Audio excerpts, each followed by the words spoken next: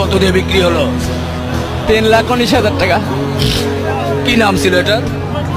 রাজ ছিল, রাজশাহী রাজ। ধৈর্য তো ধরাই লাগবে ভাই, কিছু তো করার নেই, তাই না? আপনি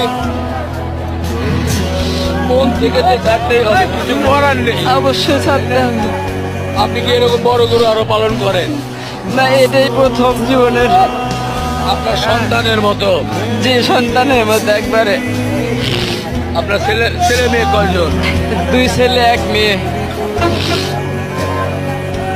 এটা একটা সন্তানের মতো ছিল মনে হয়। এটা একটা সন্তান, সেই তো আনন্দের বিষয়।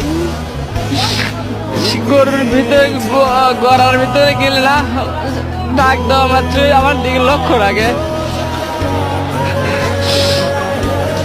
দেখছেন না কেমনে আছে।